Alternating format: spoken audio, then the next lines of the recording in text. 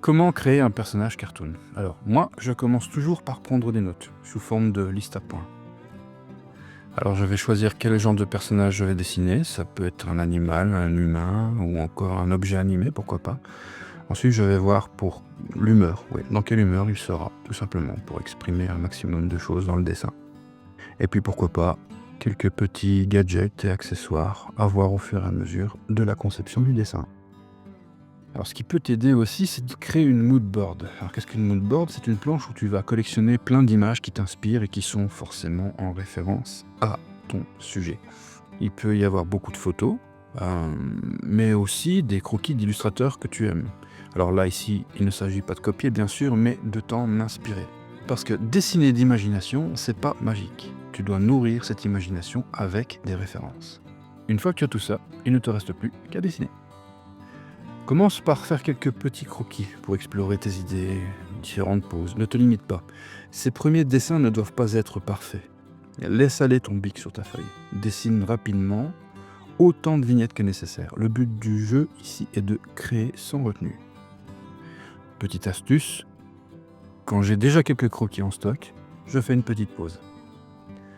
Ça me permet de revenir dessus avec un œil nouveau, me donne de nouvelles idées et m'aide à choisir lequel de ces croquis m'inspire le plus pour la suite.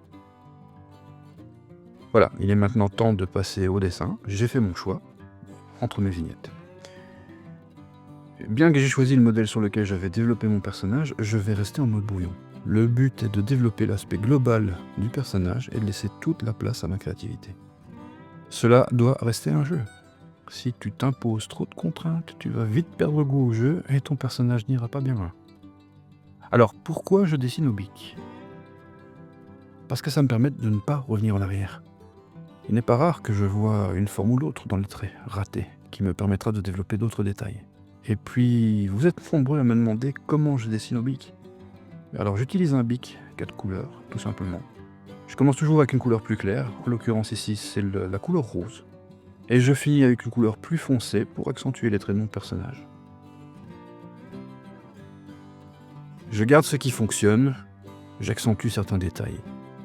Si tu dessines sur tablette, le principe reste le même. Il suffit de créer un nouveau calque par-dessus ton croquis, de choisir une autre couleur pour repasser par-dessus. Si tu dessines au crayon, tu peux légèrement gommer ton dessin, sans toutefois l'effacer complètement. Tu peux aussi scanner ton dessin pour le retravailler sur la tablette avec ton application de dessin préférée.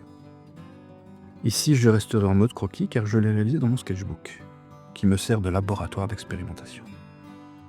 L'étape suivante sera la mise en couleur. Pour ça, je pourrais éventuellement redessiner sur un autre support et choisir un médium pour attaquer la mise en couleur. Je pourrais choisir l'acrylique, soit dans mon sketchbook directement ou sur une toile. Je peux choisir aussi les marqueurs à alcool ou encore les crayons de couleur. Mais je le retravaillerai sûrement sur ma tablette en utilisant Procreate. Alors j'utilise plusieurs techniques différentes pour ça, pour la mise en couleur, selon l'inspiration du moment. Mais ça, je te l'expliquerai dans une prochaine vidéo. Voilà, si cette vidéo t'a plu, n'hésite pas à commenter, liker.